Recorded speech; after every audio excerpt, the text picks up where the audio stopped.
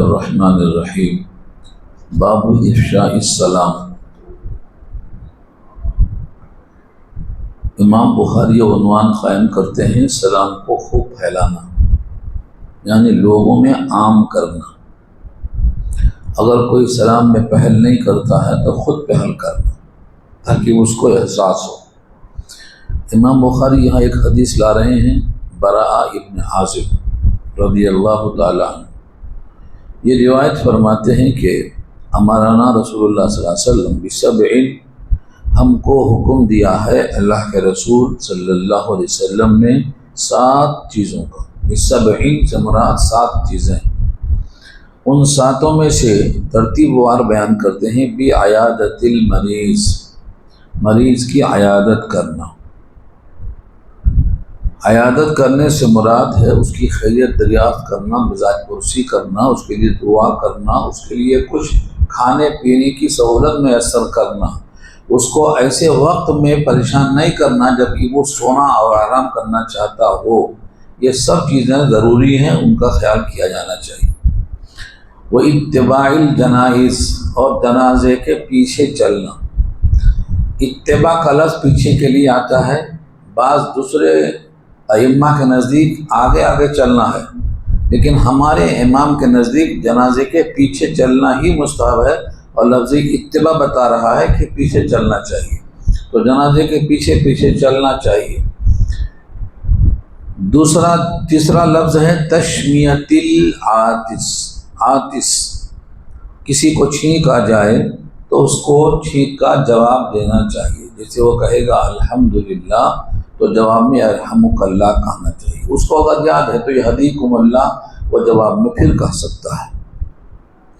وَنَصْرِ الضَّعِیف، کمزور کی مدد کرنا۔ یہ ضعف عمر کی وجہ سے ہو، بیماری کی وجہ سے ہو، غربت کی وجہ سے ہو، سفر کی وجہ سے ہو، کسی قسم کا ضعف ہو سکتا ہے، ان تمام کی مدد کرنا۔ اگر یہ ضعیف ہے تو کمزور اور بیمار بھی آتا ہے، عام طور سے زیادہ عمر والے کی مدد کرنا مراد ہے۔ وعون المظلوم، اور مظلوم کی مدد کرنا۔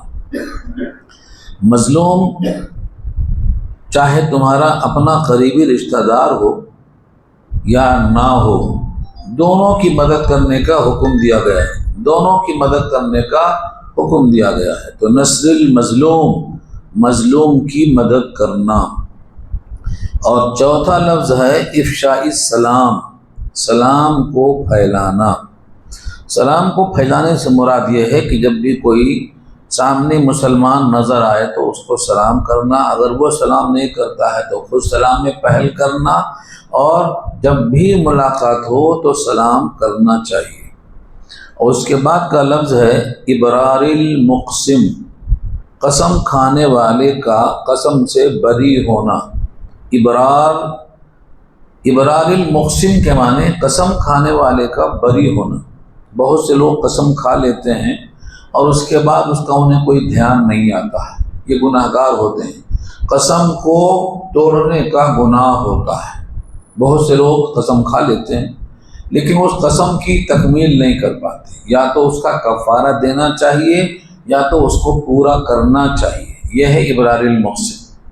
اب اگر کوئی شخص قسم کو پورا نہیں کر سک رہا ہے کیونکہ وہ اس کے قدرت میں نہیں ہے تو آپ اس کا تعاون کریں تاکہ وہ اپنے قسم کی تکمیل کرے۔ نبی صلی اللہ علیہ وسلم نے بھی بعض دفعہ قسم کھایا ہے، ابو بکر صدیق نے بھی قسم کھایا ہے، اور بعد میں انہوں نے اس قسم کو توڑ دیا اور کفارہ دیا ہے۔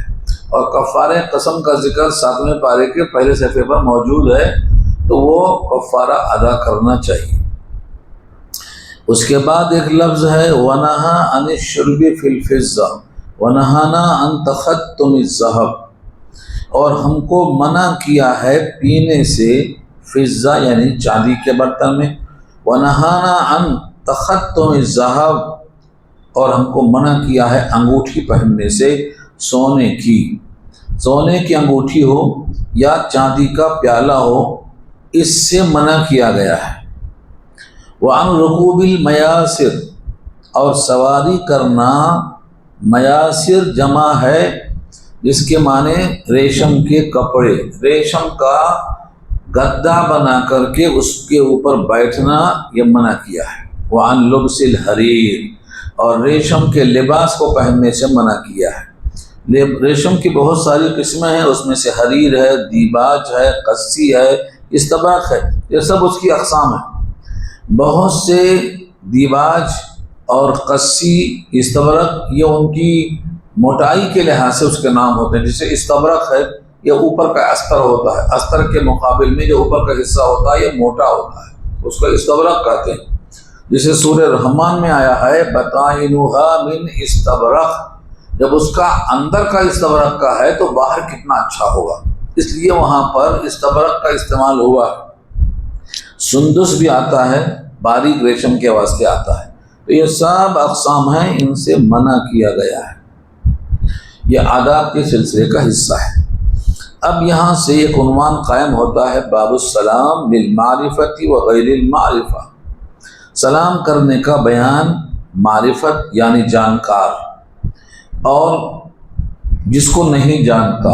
دوسری حدیثوں میں آئے گا جس کو آپ پہچانتے نہیں ہیں ان پر بھی سلام کرو، اور جن کو آپ پہچانتے ہیں ان پر بھی سلام کرو۔ چنانچہ لفظ معرفت اسی کی طرف اشارہ کرتا ہے، جان پہچان ہو یا جان پہچان نہ ہو۔ البتہ اتنی شناخت ہونا چاہیے کہ یہ مسلمان ہے، کیونکہ نان مسلم پر سلام پیش کرنا منع ہے جب تک کہ وہ ہدایت قبول نہ کر لے۔ اسی لیے قرآن کی آیت میں آیا ہے سلام علی من اتبع الہدی، سلام اس پر ہو جو ہدایت کو قبول کرے، اور ہدایت اسلام ہے، اس لیے اس کے لیے ہدایت اللہ کا لفظ آتا ہے۔ اگر وہ سلام میں پہل کرے تب بھی آپ کو وعلیکم السلام بجائے بولنے کے ہدایت اللہ بولنا ہی سنت ہے، اللہ تجھ کو ہدایت دے۔ اور اگر وہ لفظ سلام کا اصرار کرتا ہے کہ آپ نے سلام نہیں کہا تو سلام کا لفظ بولنے کے لیے یہ آیت پڑھنا، سلام علی من اتبع الہدی، اتنا لمبا بولنا مشکل ہے، تو سلام کا لفظ زور سے بولنا اور بقیہ لفظ کو آہستہ بھی بول سکتے ہیں، سلام علی من اتبع الہدی۔ تو علی من اتبع الہدی کو آپ آہستہ بول سکتے ہیں اور سلام کے لفظ کو زور سے بول سکتے ہیں، تو آپ گناہ گار نہیں ہوں گے اور آیت کے مفہوم میں آپ اتباع سنت کرنے والے شامل ہوں گے۔ تو یہ عنوان کے تحت آ رہا ہے سلام کرنا معرفت ہو یا معرفت نہ ہو۔ حدیث کے راوی ہیں عبداللہ ابن عمر رضی اللہ تعالیٰ عنہ، ان رجلا سأل النبی، ایک آدمی نے نبی صلی اللہ علیہ وسلم سے سوال کیا، ای الاسلام خیر، اسلام کون سا، یعنی اسلام میں کون سا عمل، یہ مطلب ہے۔ اسلام تو ایک ہی ہے، اسلام تو کئی ایک نہیں ہے، تو ای الاسلام کا مطلب ای العمل من الاسلام، یہ مراد ہے، کون سا عمل اسلام میں بہتر ہے۔ قال تطعم الطعام، کھانا کھلانا، تطعم الطعام، تم کسی کو کھانا کھلاؤ، یہ بہترین عمل ہے اسلام میں۔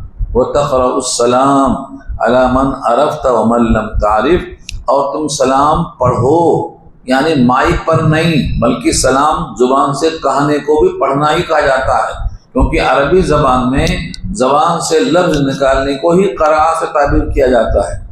علی من عرفت، آپ جس کو پہچانتے ہیں، وعلی من عرفت ومن لم تعرف، اور جس کو آپ نہیں پہچانتے ہیں، دونوں کو سلام کرنا ہے۔ لیکن اتنی پہچان تو ہونا چاہیے کہ یہ شخص اسلام میں داخل ہے، یہ مسلمان ہے، اتنی پہچان تو ہونا چاہیے۔ اور اسی پہچان کے لیے ظاہری شناخت اسلام کے مطابق ہونا چاہیے، یہ ضروری قرار دیا گیا ہے، جس کو کہا گیا ہے یہ شاعر اسلام ہے۔ شاعر اسلام کا مطلب وہ چیز ہے جن کو دیکھ کر اسلام پہچانا جائے، انسان کے ظاہر سے اس کو معلوم ہونا چاہیے، یہ شاعر اسلام میں آتا ہے۔ اس کے بعد امام بخاری ایک حدیث اور لا رہے ہیں، ابو ایوب رضی اللہ تعالی عنہ سے، اور وہ نبی کریم صلی اللہ علیہ وسلم سے، فرمایا لا يحل لمسلم ان يهجر اخاه فوق ثلاث، حلال نہیں ہے کسی مسلمان کے لیے کہ وہ مہجور ہو یعنی متروک ہو، یعنی تعلق ختم کر دے اپنے بھائی سے۔ یہاں سگا بھائی مراد نہیں ہے بلکہ دینی بھائی مراد ہے، ایمانی بھائی مراد ہے۔ اخاہ کا لفظ جب مطلق آئے گا تو اس سے دینی بھائی مراد ہوتا ہے۔ اگر حقیقی بھائی ہوتا تو اس کے واسطے یہ لفظ نہیں آتا، اس کے واسطے دوسرا لفظ آتا۔ فوق ثلاثین، 3 سے اوپر یعنی 3 دن سے اوپر، 3 دن اور 3 رات ملا کر مراد ہوتا ہے۔ نہ یہاں دن کا لفظ ہے نہ رات کا لفظ ہے، لیکن جب فوق کا ثلاث آئے گا تو 3 دن رات مراد ہوگا۔ مہجور کے معنی متروک، یعنی اس سے ترک تعلق۔ اس کی کیا شکل ہو سکتی ہے؟ فرمایا یلتقیان، دونوں اتفاق سے مل جاتے ہیں، ویسد ھذا ویسد ھذا، یہ ادھر منہ موڑ لیتا ہے وہ ادھر منہ موڑ لیتا ہے۔ یسد کے معنی اعراض کرنا۔ اگر دونوں اتفاق سے آمنے سامنے ہو گئے تو یہ ادھر اعراض کر لیتا ہے اور وہ ادھر اعراض کر جاتا ہے۔ یسد، سدا یسد کے معنی اعراض کر جانا، رکاوٹ بن جانا۔ وَخَيْرُهُمَا الَّذِي يَبْدَأُ بِالسَّلَامِ، اور ان دونوں میں بہترین انسان وہ ہے جو آغاز کرے سلام کے ذریعے، سلام کے ذریعے سے جو پہل کرے وہ بہترین انسان ہے ان دونوں میں سے۔ وَذَكَرَ سفیان أَنَّهُ سَمِعَهُ مِنْهُ 3 مرات، اور تذکرہ کیا ہے سفیان کون ہے؟ امام بخاری کے استاد ہیں، یہ علی ابن عبداللہ کے استاد ہیں سفیان، انہوں نے زہری سے لیا ہے۔ تو سفیان کہتے ہیں تذکرہ کرتے ہوئے کہ انہوں نے سنا ہے 3 مرتبہ، یعنی ایک بار میں نے یہ نہیں سنا ہے بلکہ میں نے یہ 3 بار سنا ہے، 3 مرات۔ اس کا مطلب یہ ہے کہ یہ حدیث ایک سے زائد بار سنی گئی ہے، اس کی تقویت کے لیے انہوں نے اس کو پیش کیا ہے۔ یہاں تک سلام سے متعلق باتیں تھیں اور بات ختم ہو گئی۔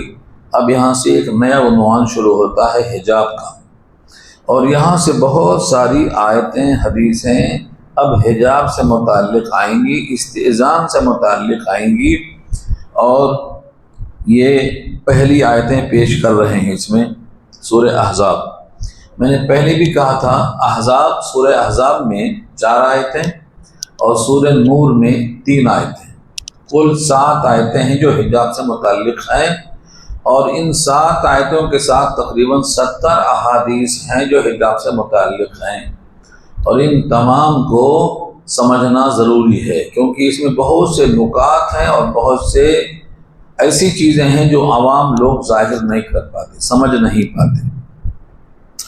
تو سورہ احزاب کی 4 آیتیں اور سورہ نور کی 3 آیتیں اور 70 احادیث، ان کا خلاصہ آپ کے سامنے یہاں آئے گا۔ ویسے میں نے اس پر ایک کیسٹ بنائی تھی، اس کا نام تھا سطر و حجاب میں فرق۔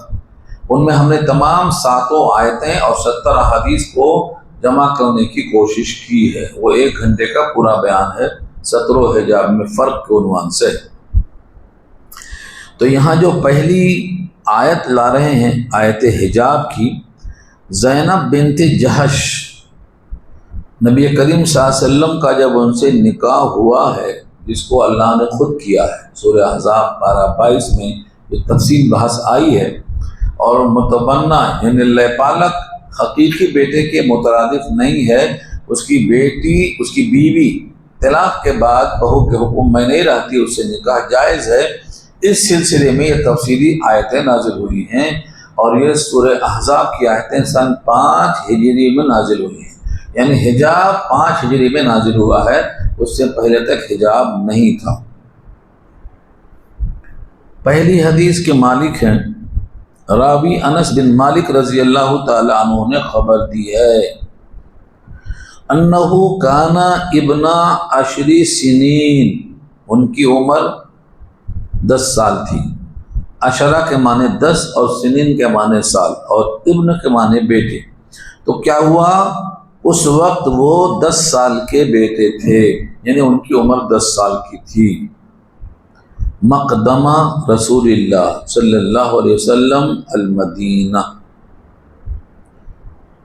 مقدم کے معنی آنا، قدوم بھی بولتے ہیں، قدوم ایک ہے طواف قدوم، جب بھی کوئی آتا ہے تو طواف قدوم کرتا ہے، آنے کو قدوم کہتے ہیں، اسی سے مقدم ہے آنا۔ یعنی جب نبی کریم صلی اللہ علیہ وسلم مدینہ تشریف لائے تھے، فخدمت رسول اللہ صلی اللہ علیہ وسلم عشرن، تو میں نبی کی خدمت کیا 10 سال۔ حضرت انس حضور کے پاس خدمت میں 10 سال تھے، اور ان کی عمر کتنا تھی؟ 10 سال کی عمر تھی۔ تو 10 سال کی عمر سے انہوں نے 10 سال خدمت کی ہے، یعنی 20 سال کی عمر تک۔ عشرن حیاتہ، ان کی عمر اس وقت 10 سال تھی جب شروع کیا تھا انہوں نے۔ وَكُنْتُ أَعْلَمَ النَّاسِ بِشَأْنِ الْحِجَابِ حِينَ أُنزِلَ، اور میں لوگوں میں سب سے زیادہ جانتا ہوں حجاب کی حالت کو جس وقت کی حجاب کی آیتیں نازل ہوئیں۔ یہ خادم تھے اور ان کے سامنے سب کچھ ہو رہا تھا، انہوں نے خود دیکھا ہے، اس واسطے وہ بیان کر رہے ہیں۔ وَقَدْ كَانَ أُبَيْ بْنُ كَعْبٍ يَسْأَلُنِي عَنْهُ، اور تحقیق کے ابی ابن کعب رضی اللہ تعالیٰ عنہ مجھ سے پوچھتے تھے اس کے بارے میں۔ وَكَانَ أَوَّلَ مَا نَزَلَ فِي مُبْتَنَا رسول اللہ صلی اللہ علیہ وسلم بزینب ابنت جحش، اور وہ پہلی آیت ہے جو نازل ہوئی ہے نبی صلی اللہ علیہ وسلم کے شب عروسی کے بارے میں زینب بنت جحش کے ساتھ۔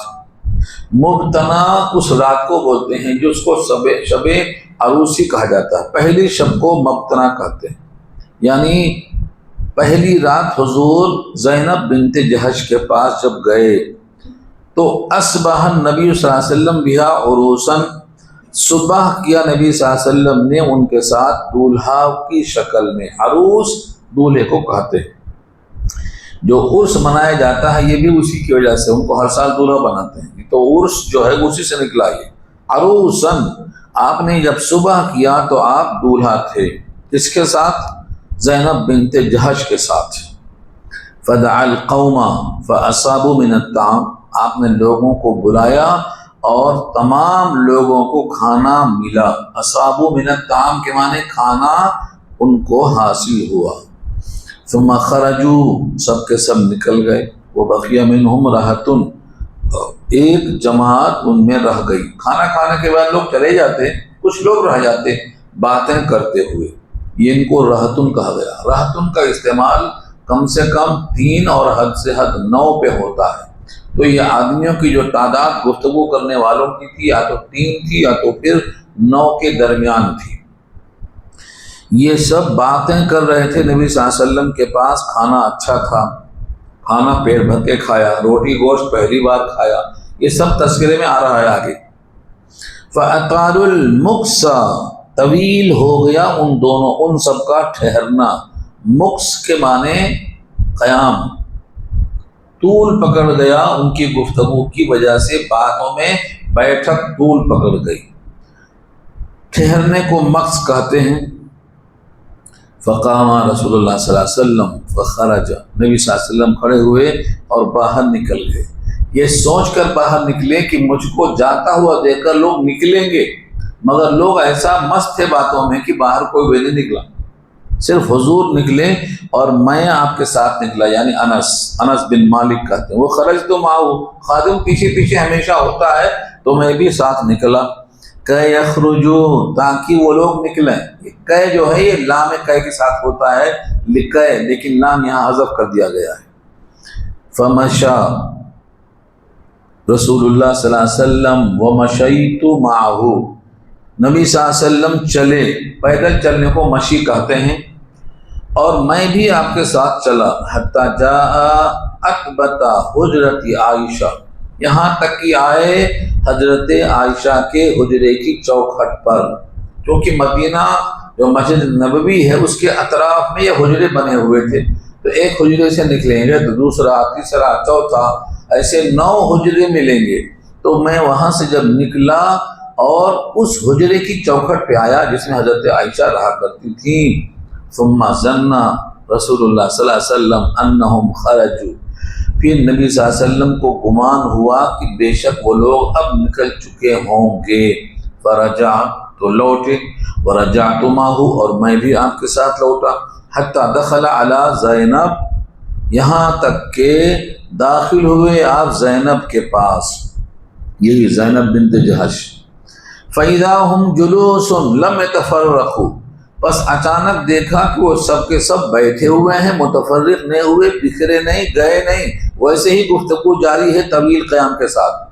فرجع رسول اللہ صلی اللہ علیہ وسلم ورجعت معه تو نبی صلی اللہ علیہ وسلم لوٹ گئے اور میں بھی آپ کے ساتھ لوٹ گیا، حتی بلغا اکبت حجرت عائشہ یہاں تک کہ عائشہ کے حجرے کی چوکھٹ پر پہنچے۔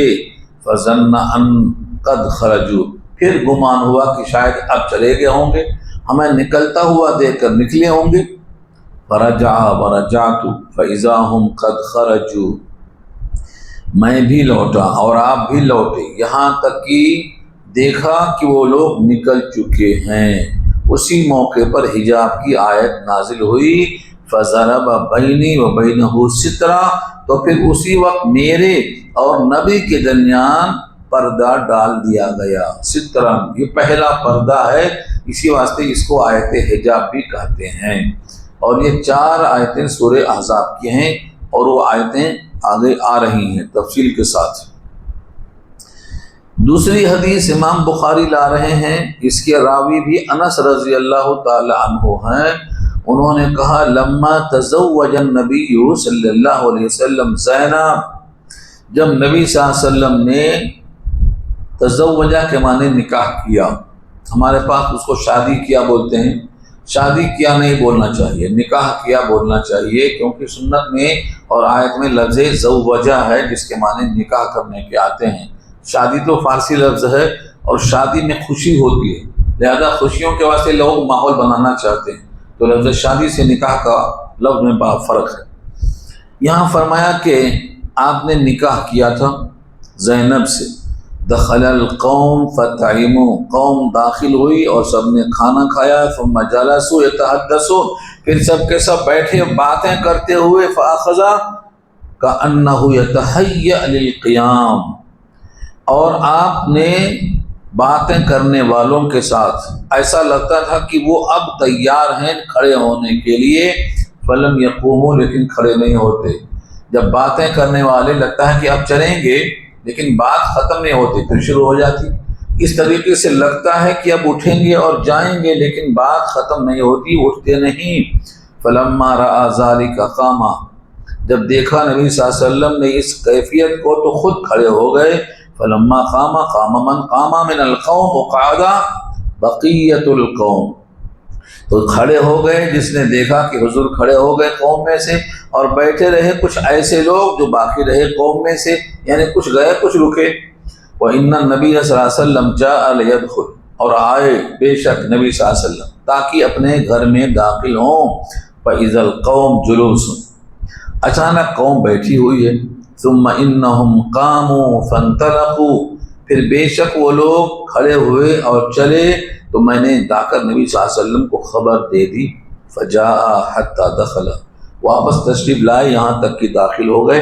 فذهبت ادخل میں بھی چلا کہ داخل ہو جاؤں۔ فالقى الحجاب بینی و بینہ تو حجاب داخل کر دیا گیا میرے اور نبی کے درمیان، یعنی میں بھی اندر نہیں جا سکا اور حجاب کی آیت نازل ہو گئی۔ دیکھیے آیت یہاں آ گئی اب، یا ایھا الذین آمنوا لا تدخلوا بیوت النبی اے ایمان والو نبی کے گھروں میں داخل مت ہو۔ یہ پوری آیت اسی سے متعلق نازل ہوئی، یہ پہلی آیت حجاب ہے۔ امام بخاری اس پر تبصرہ کرتے ہیں، قال ابو عبداللہ، یہ تبصرہ امام بخاری کا ہے۔ امام بخاری حدیثوں پر تبصرہ بہت کم کرتے ہیں، ہیڈنگ لگاتے ہیں، حدیث پیش کرتے ہیں، گزر جاتے ہیں، لیکن جب کبھی کوئی بات ان کو ایسی سمجھ میں آتی ہے جو ظاہر نظر نہیں آ سکتی بلا کسی اطلاع کے، تو امام بخاری اپنی رائے قائم کرتے ہیں اور ان کے واسطے یہی لفظ استعمال کرتے ہیں، قال ابو عبداللہ۔ جیسے ایک مصنف کتاب لکھتا ہے تو اپنے لیے ایک لفظ استعمال کرتا ہے، مصنف ہو یا مؤلف ہو، امام بخاری اپنے واسطے ابو عبداللہ کا لفظ استعمال کرتے ہیں، اور سب سے زیادہ نازک باتیں وہی ہوتی ہیں جو قال ابو عبداللہ سے شروع ہوتی ہیں۔ ان کو سمجھنے کے لیے بہت ذہین اور فطین آدمی ہونا پڑتا ہے۔ امام بخاری ابو عبداللہ سے مراد ہیں۔ فیہ من الفقہ، کہتے ہیں اس حدیث کے اندر جو فقہ ہے، یعنی جو سمجھنے والی بات ہے، وہ یہ ہے انہ لم یستأذنہم حین قاما وخرجا وفیہ انہ تہیأ للقیام وہو یرید ان یقوموا۔ امام بخاری پورے واقعے پر نگاہ رکھے یہ تبصرہ کرتے ہیں کہ فقہ اور سمجھنے کی بات تو یہ ہے، یعنی بخاری بھی فقہ جانتے ہیں، وہ فقہ مانتے ہیں اور فقہ کا انکار نہیں کرتے ہیں۔ کچھ لوگ ہیں جو فقہ کا انکار کرتے ہیں اور بخاری کو مانتے ہیں، لیکن بخاری یہاں فقہ کو مانتے ہیں اور کہتے ہیں فقاہت کی بات تو یہاں یہ ہے کہ ان میں سے کسی نے اجازت نہیں لی جب وہ نکلے اور چلے گئے، اور اس میں یہ بات اشارہ نہیں ہے کہ وہ لوگ تیار تھے قیام کی شکل میں اور وہ نکل کے جانا چاہتے تھے، کھڑا ہونا چاہتے تھے، یعنی اجازت آنے کے وقت لینا چاہیے، جانے کے وقت نہیں لینا چاہیے، یہ معلوم ہو رہا ہے۔ اس سب کے سب کھڑے ہیں اور جانے کو تیار ہیں، اس سے یہ بات معلوم ہوئی کہ جاتے وقت بھی اجازت لینا ضروری نہیں ہے۔ سب کے سب چلے گئے جس کو جانا تھا، اور رہ گئے جس کو باتوں میں رہنا تھا۔ جانے والوں نے اجازت نہیں لی، یہ فقہ بنتی ہے یہاں سے۔ جو لوگ جاتے وقت بھی مصافحہ کرتے ہیں وہ یہاں سے غلط معلوم ہو رہا ہے، یہ فقہ امام بخاری یہاں پیش کر رہے ہیں۔ اس کے بعد ایک حدیث لا رہے ہیں عروہ ابن الزبیر رضی اللہ عنہ، ان عائشہ رضی اللہ تعالی عنہا زوج النبی صلی اللہ علیہ وسلم قالت، فرماتی ہیں کان عمر ابن خطاب یقول لرسول اللہ صلی اللہ علیہ وسلم، عمر ابن خطاب فرمایا کرتے تھے نبی کریم صلی اللہ علیہ وسلم سے، احجب نساءک، اپنی عورتوں کو پردے میں رکھو۔ یہ ان کی ہمت تھی، ان کی رائے کی اصابت تھی کہ وہ نبی سے کہتے تھے اپنی عورتوں کو پردے میں رکھو۔ اور کیوں کہتے تھے اس کی وجہ دوسری حدیثوں میں آگے آ رہی ہے۔ فرماتے تھے کہ آپ کے پاس اچھے لوگ بھی آتے اور برے لوگ بھی آتے، یعنی مسلم نان مسلم دونوں آتے، آپ کی عورتوں کو پردے میں رکھو تاکہ ان کی نگاہیں ان پر نہ پڑے، یہ ان کا منشا تھا۔ یہاں اشارہ اسی کی طرف ہے۔ قالت، جناب عائشہ فرماتی ہیں فلم یفعل، حضور نے ایسا کچھ نہیں کیا۔ وکان ازواج النبی صلی اللہ علیہ وسلم یخرجن لیلا الی لیل، اور نبی صلی اللہ علیہ وسلم کی عورتیں نکلتی تھیں رات میں رات تک، یعنی بیت الخلا گھروں میں نہیں تھا، اور جاتی تھیں قضائے حاجت کے لیے، بشری تقاضوں کے لیے۔ رات سے رات تک کا مطلب آج رات میں گئیں تو پھر ہم اگلے دن کی رات میں جائیں گی، دن بھر نہیں جا سکیں گی، تو اتنا شدید تقاضا ہوتا تھا، اور اس واسطے وہ رات میں جاتی تھی، دن میں جا نہیں سکتی تھی۔ قبل المناصع، مناصع کی طرف، یہ مناصع مدینہ کے قریب میں ایک خاص جگہ ہے جہاں اجابت کے لیے وہاں عورتیں جاتی تھیں۔ فرمایا خرجت سودا بنت زمعہ، سودا بنت زمعہ یہ نبی صلی اللہ علیہ وسلم کی بیوی ہیں، جو خدیجہ کے انتقال کے بعد حضور نے ان سے شادی کی تھی۔ یہ بہت طویل القامت تھی، بیوہ تھی، اور ڈل ڈول کے حساب سے سب سے لمبی تھی۔ سودا بنت زمعہ نکلی، وکانت امرأۃ طویلۃ، اور وہ تھیں ایسی عورت جو لمبی تھی۔ فرآہا عمر ابن خطاب وهو فی المجلس، عمر ابن خطاب نے ان کو دیکھ لیا اور وہ مجلس کے اندر موجود تھے۔ مجلس سے مراد جو لوگ بیٹھا کرتے تھے نبی کے پاس، اس مجلس میں عمر بھی موجود تھے۔ اور جب سودا نکلی ہیں، فقال عرفتک یا سودا، میں نے تجھ کو پہچان لیا اے سودا۔ یہ انہوں نے کیوں کہا تھا؟ تاکہ ان کو غیرت آئے اور آیت حجاب نازل ہو جائے، اسی واسطے عمر نے جان بوجھ کے ایسا لفظ کہا تھا، اور سودا کو یہ بات پسند نہیں آئی، اور اسی واسطے حجاب کی آیت نازل ہوئی۔ تو عرفتک یا سودا، یہ ہرسن کا لفظ بتا رہا ہے۔ ہرسن کے معنی ان کو بہت زیادہ طبیعت چاہتی تھی کہ حجاب کی آیت نازل ہو جائے۔ راویہ فرماتی ہیں تو اللہ نے حجاب کی آیت نازل فرمایا۔ عمر کی شان یہاں سے بھی جھلکتی ہے کہ ان کی رائے کے مطابق قرآن کی آیتیں نازل ہوئی۔ ویسے تو وہ کہتے تھے میرے رب نے میری موافقت کی 3 جگہوں میں، مگر یہ ایسا نہیں کہتے تھے، کہتے یہ تھے میں نے اپنے رب کی موافقت کی 3 چیزوں میں۔ حالانکہ پہلے عمر نے کہا، پھر بعد میں آیت نازل ہوئی، تو ہونا یہ تھا اللہ نے موافقت کی عمر کی 3 چیزوں میں، لیکن ادب کا لحاظ کرتے ہوئے کہتے تھے میں نے موافقت کی اپنے رب کی 3 چیزوں میں۔ علامہ شبلی نے الفاروق میں اور بھی جگہوں کی نشاندہی کی ہے، تقریباً 17 جگہوں کی نشاندہی کی ہے جو حضرت عمر کی رائے تھی، اس کے مطابق اللہ نے اپنی رائے کو پیش کیا ہے، مگر ہر رائے آیتوں میں نہیں ہے، کچھ رائے احادیث کی شکل میں بھی موجود ہے، وہ سب ملا کر کے 17 کی تعداد بنتی ہے۔ تو یہاں حضرت عمر کی شان کا بھی تذکرہ ہوتا ہے۔ اب سوال یہ ہے کہ حجاب کی آیت نازل ہو گئی، مگر یہ آیت حجاب کا مقصد کیا ہے؟ تو فرمایا یہ باب ہے استئذان من اجل البصر، یہ اجازت طلب کرنے کا حکم کیوں ہے؟ من اجل البصر، نگاہوں کی وجہ سے، یعنی نگاہوں سے بچنا ہی تو اصل ہے پردہ، اور اگر نگاہوں سے نہیں بچتے ہیں تو پھر پردے کا کوئی مطلب ہی نہیں رہ جاتا۔ چنانچہ یہاں پر ایک حدیث ایسی لا رہے ہیں جس سے نگاہ کو بڑے ہی سخت الفاظ میں تعبیر کیا گیا ہے۔ زہری کہتے ہیں حفظتہ کما انک ہاہنا عن سہل ابن سعد، زہری نے کہا کہ میں نے اس کو یاد کیا ہے جیسا کہ تو اس وقت یہاں موجود ہے، سہل بن سعد سے۔ اطلع رجل من حجر فی حجر النبی، اطلاع کے معنی جھانکنا۔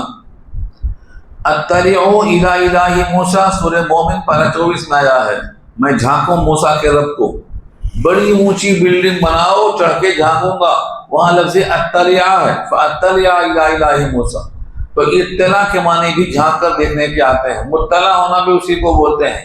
فاطلع فرعوا فی سواء الجحیم، سورہ صافات میں آیا ہے کہ جھانک کر دیکھا تو جہنم کے بیچ میں پایا، تو اطلاع کا لفظ ہے جو جھانک کر دیکھنے کے واسطے بولا جاتا ہے، یہاں بھی وہی ہے۔ اطلع رجل من حجر فی حجر النبی، نبی کے حجروں میں سے کسی ایک حجرے میں ایک آدمی نے جھانکا۔ ومع النبی صلی اللہ علیہ وسلم مدرن، اس حال میں کہ نبی کے ساتھ مدرا تھا۔ یہ مدرا کیا ہے؟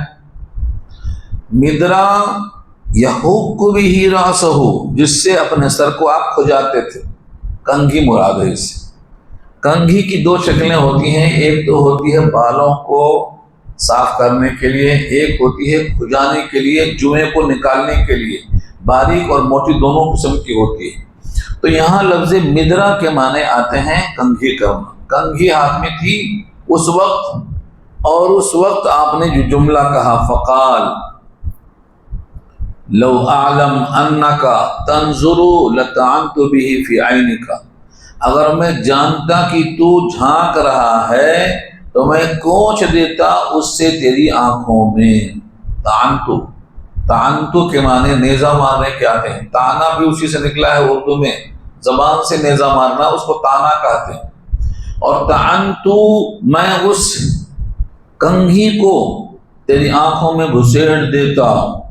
انما جعل الاستئذان من اجل البصر، اجازت لینے کا حکم اسی واسطے تو ہے نگاہوں کی وجہ سے، من اجل البصر، نگاہوں کی وجہ سے ہے استئذان۔ اور اگلی روایت انس بن مالک رضی اللہ عنہ روایت فرماتے ہیں ان رجلا اطلع من بعض حجر النبی، ایک آدمی نے جھانکا نبی کے بعض حجروں میں سے، نبی کریم صلی اللہ علیہ وسلم کھڑے ہوئے اس کی طرف، فقام الیہ، نبی صلی اللہ علیہ وسلم بمشقص او بمشقاس، قینچی کو بولتے ہیں مشقص، یا اس کے کونے کو بولتے ہیں، جب وہ طویل ہوتی ہے تو اس کے کونے کو، چوڑائی کو نہیں لمبائی کو مشقاس کہتے ہیں۔ تو لفظ مشقص ہے یا مشقاس کا لفظ ہے، فَكَأَنِّي أَنظُرُ إِلَيْهِ يَخْتِلُ الرَّجُلَ لِيَطْعَنَهُ، تو گویا میں آپ کی طرف دیکھتا ہوں کہ آپ اس آدمی کی طرف توجہ کر رہے ہیں کہ اگر وہ دوبارہ دیکھے تو اس کی آنکھوں میں اس کو ڈال دیں، یختلی الرجل لیطعنہ، تاکہ اسے کوچ دیں۔ اشارہ یہ ہے کہ کسی کے گھر میں دروازوں کی دراڑ سے، شقاق سے، جس کو دروازے کے لیے جھانکنا کہتے ہیں، اگر کوئی ایسا کرتا ہے تو اس کی آنکھوں میں قینچی کا نوک ڈالنا تاکہ وہ یہ حرکت نہ کرے، یعنی اس کی سزا یہ مقرر ہے کہ آنکھوں میں کوچ دیا جائے۔ حالانکہ آپ نے ایسا کیا نہیں، جب کیا نہیں تو صرف ارادہ معلوم ہوا۔ اب یہاں سے فقہاء میں بحث ہو گئی کہ ارادہ کیا، عمل نہیں کیا، تو تم بھی ارادہ کرو، تم بھی عمل نہیں کر سکتے ہو، یعنی شدت کا اظہار کر سکتے ہو، عملاً آنکھ میں ڈال نہیں سکتے ہو، کیونکہ نبی نے ڈالا نہیں ہے، کیونکہ آنکھیں پھوڑنا ایک جز ہے اور جز کو خراب کرنے کا حکم صادر نہیں کیا آپ نے۔ اس لیے فقہاء میں اس میں ابھی تک اختلاف ہے۔ بعض کہتے ہیں جب ارادہ ظاہر کیا ہے تو حکم ثابت ہو گیا، بعض کہتے ہیں عمل نہیں کیا، صرف ارادہ کیا ہے تو اس سے اس کی سختی مراد ہے، لیکن اس پر عمل مراد نہیں ہے۔ ایک عنوان اور آ رہا ہے، بابو زنا الجوارح دون الفرج۔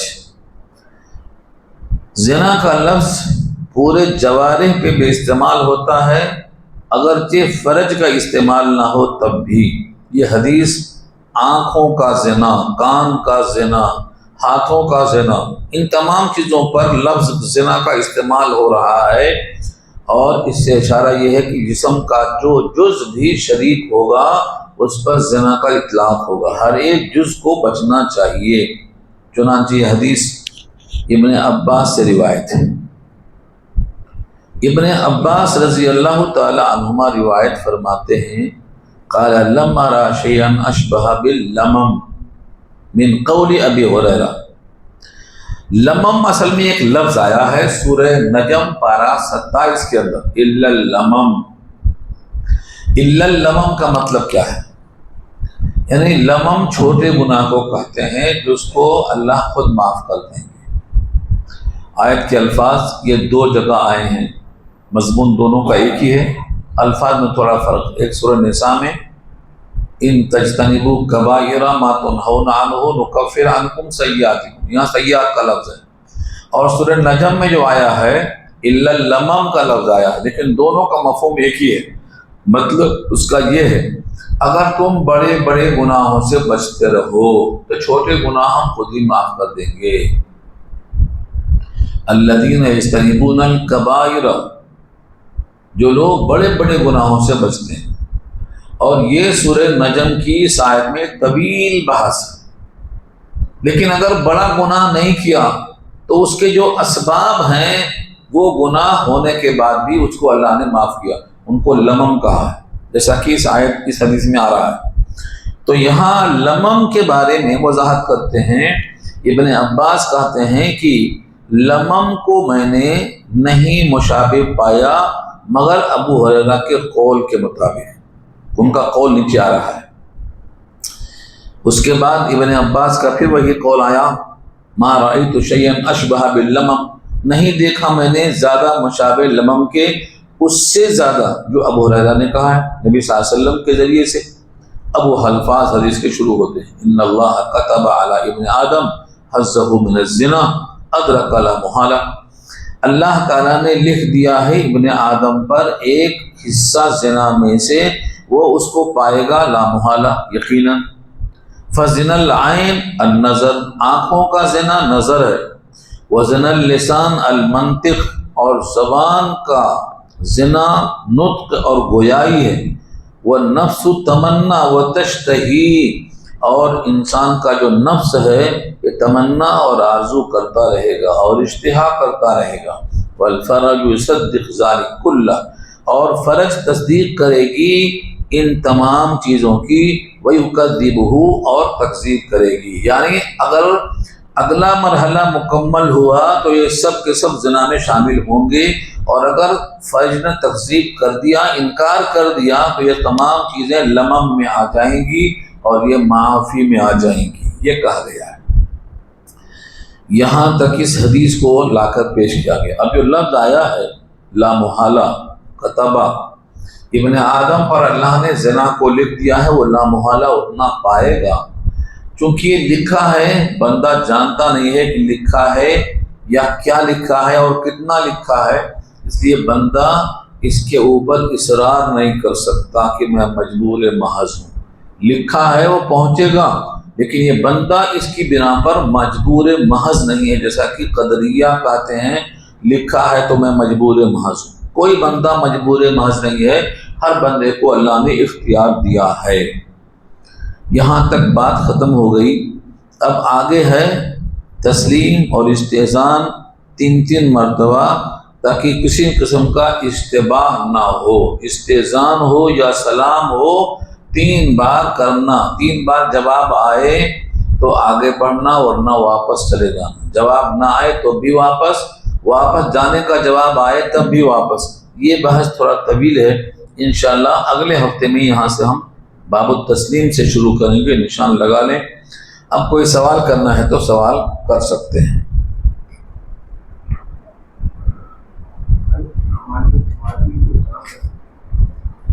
اگر اندیشہ نہ ہو فتنے کا تو، اور شباب نہ ہو تو، 2 شرطیں ہیں۔ شباب اگر نہیں ہے تو فتنہ نہیں۔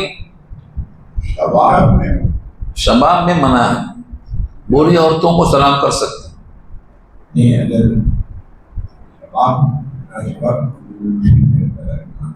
مشکل ہے تو چھوڑ دینا، سلام کرنا واجب نہیں ہے۔ وہاں پر سلام کیا تو عورتیں بھی ایسی پہل کر سکتے ہیں، کیا سلام کرنا نہیں کر سکتی، نہیں کر سکتی۔ اجنبی مردوں پر عورتوں کا سلام کرنا منع ہے۔ آگے وہ بحث آئے گی، اگلے 3 بیان کے بعد آ رہی ہے، 3 باب۔ تو آپ اگر شباب نہیں کرنا چاہیے، اگر محفل ملی ہوئی ہے، مطلب کہ بوڑھے یا جوان، جب کر سکتے ہیں، جب کر سکتے ہیں، کیونکہ مخاطب وہاں سب ہیں۔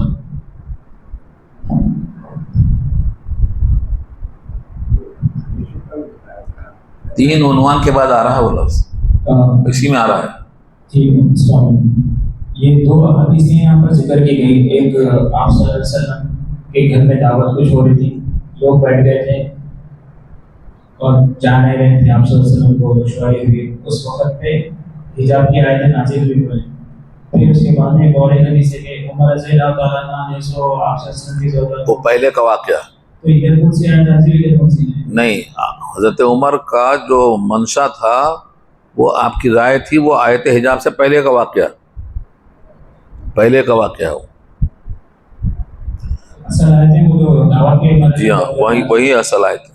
اور یہ جو جتنی حجاب کی حدیث میں بیان کی گئی، اس میں ظاہر یہ ہو رہا ہے کہ مطلب یہ پردے سے متعلق نہیں، اور مطلب باہر نکل کے گھر میں جانے وقت اجازت لینے سے متعلق ہے کیا؟ یہ نہیں، گھر میں جانا تو سب کے لیے ہے، سب کو لینا پڑتا ہے اجازت۔ حدیثوں میں کوئی ذکر ہوتا ہے حجاب سے مطلب اسی واسطے باہر جا کر برقع جو پہن کے جاتے ہیں اس کا ایسا ذکر نہیں ہے اس میں۔ اسی واسطے ایک حدیث سے پورا مسئلہ نہیں بنتا، کسی بھی ایک حدیث سے پورا مسئلہ نہیں بنتا، اس چیپٹر کی تمام حدیثیں پڑھنا تب مسئلہ معلوم ہوتا۔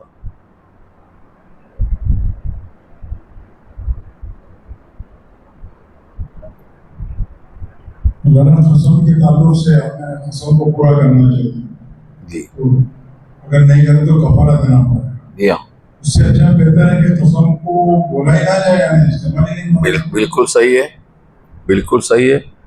چنانچہ قسم کو وہ لوگ زیادہ استعمال کرتے ہیں جو بے بھروسہ ہوتے ہیں، جن کا اعتبار نہیں ہوتا، وہ قسم کھا کے اعتبار بنانا چاہتے ہیں۔ جو معتبر آدمی ہوتا ہے وہ قسم نہیں کھاتا۔ اور آج قیامت کی علامتوں میں سے ایک علامت یہ ہے، آپ قسم نہیں مانگیں گے، وہ قسم کھائے گا، بلا قسم مطالبہ کیے قسم کھائے گا۔ وہ کبھی اس کی قسم آگے آئے گی، کبھی اس کی گواہی آگے آئے گی، یعنی دونوں مطلوب نہیں ہے، دونوں بے اعتبار ہیں، لیکن کبھی گواہی پہلے، کبھی قسم پہلے۔ یہ علامات قیامت میں سے. اور آج باہر کھڑے رہتے ہیں عدالتوں میں, گواہی دینے کو تیار, قسم کھانے کو تیار. سلام کے اس میں سے ایک سوال ہے کہ اگر کسی کے پاس آپ مہمان بن کے گئے, کسی کے گھر میں آپ مہمان بن کے گئے, خاطرداری کیے, اس کے آنے بغیر گھر کی عورت کو سلام کرے یا شکریہ ادا کرے کہ نکل جانا صحیح ہے؟ آپ کو دعوت کس نے دیا؟ عورت نے دیا, مرد نے دیا؟ کیا دعوت کس نے دیا؟ یہ کلیئر نہیں ہے. ارے بھئی آپ کو بلایا کسی نے دعوت پہ؟ مرد نے. ختم ہو گئی بات. جس نے بلایا اس کا شکریہ. خاطرداری اور سوال کیا ہے؟ بلایا کس نے؟ شکریہ اسی کا ادا کریں گے جس نے آپ کو دعوت دیا. اگر عورت بلائے تو اور اس کا شکریہ ادا کریں گے, بالکل کریں گے. تو کیسے بلا کے کریں گے؟ بلانے کا مطلب یا مرد توسط سے جو توسط جو زیادہ بہتر ہے وہ توسط ہی بہتر ہے. اب میں سوال کر رہا ہوں, اگر عورت سامنے آ جائیں ملنے کے لیے تو اس وقت شکریہ ادا کر سکتے ہیں روبرو؟ ہاں کر سکتے ہیں. یہ ایک نقطہ اور ایک بیان کیا گیا تھا اس سے متعلق کہ آتے وقت سلام کرنا ہے, جاتے وقت بغیر ملے چلے جا سکتے بغیر اطلاع کی. امام بخاری کی رائے ہو. اچھا رائے ہو. ابھی آئے نا, اس میں فقہات کیا دیکھی, جب حضور آئے تو کچھ چلے گئے تھے اور کچھ نہیں گئے. جو چلے گئے ان سے معلوم ہوتا ہے کہ چلے جانا جائز ہے. مطلب آج اپن لوگ دعوت میں جاتے ہوئے بھی مل کے شکریہ بہت اچھا کہا, اضافہ کر رہے ہیں, بوجھ بڑھا رہے ہیں خالی, تو غلط تو نہیں؟ بھیڑ میں اضافہ ہے. بخاری کی رائے کے خلاف ہے. اور بخاری نے اپنی رائے نہیں پیش کی, نبی کے صحابی کا عمل پیش کیا. کھانا کھا لیے, بلانے مقصد پورا ہو گیا, جانا سا تاکہ بھیڑ کم ہو, باہر کم پڑے. مہمان بھی بلانے والا میزبان بھی برا مان گیا, تو اگر ایسا وہ برا مان گیا تو اس کو کم علمی کی بنا پر برا مانتا نا, تو اس کی غلطی ہے. وہ اس کو بخاری کا سبق بھیج دینا چاہیے, تم بھی پڑھو بخاری.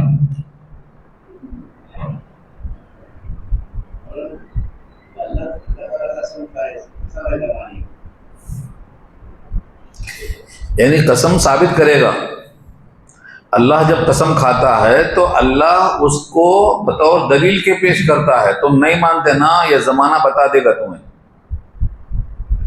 تو بطور دلیل کے, بطور ثبوت کے اللہ قسم کھاتا ہے جب کوئی قسم ہوتی ہے. بندے کو منع ہے, بندے کو قسم کھانا اللہ کے غیر کی منع ہے. اللہ ہر چیز کی قسم کھا سکتا ہے کیونکہ بطور ثبوت کے پیش کرنا ہے اس کو.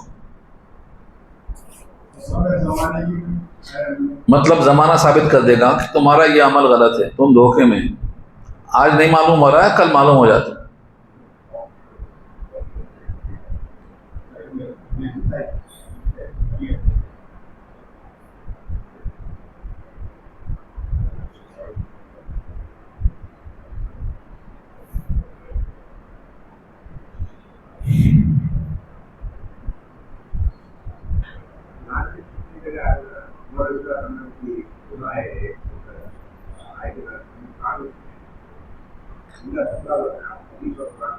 میں 17 تو انہوں نے لکھا ہے, علامہ شبلی نے الفاروق میں لکھا ہے.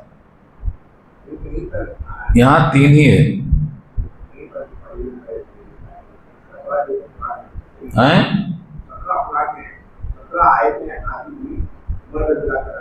ہاں تو وہ پورا مضمون قرآن کے تفسیر میں آئے گا, الفاظ نہیں ملیں گے, قرآن کی تفسیر میں ملے گا وہ. ہاں آیتوں میں نہیں ملے گا. تو 17 نہیں ہے تو کچھ کم بھی ہو سکتے ہیں. 17 کا مجھے بھی یاد پڑتا ہے, الفاروق میں علامہ شبلی نے 17 ہی لکھا ہے. لیکن الفاظ قرآن کے جو ملتے ہیں وہ 17 کے نہیں ملتے, کچھ کم کے ملتے ہیں. بقیہ جملے احادیث سے لیے گئے ہیں.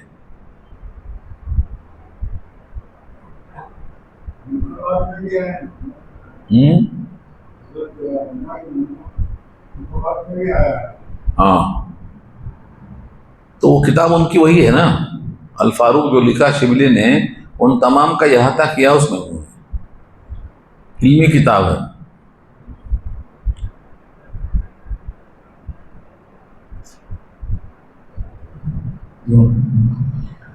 الحمد لله رب العالمين والصلاة والسلام على سيد المرسلين يا حي يا قيوم برحمتك نستغيث يا ربي لك الحمد كما ينبغي لجلال وجهك العظيم وصلى الله تعالى على خير خلقه سيدنا مولانا محمد وآله وصحبه أجمعين برحمتك يا أرحم الراحمين.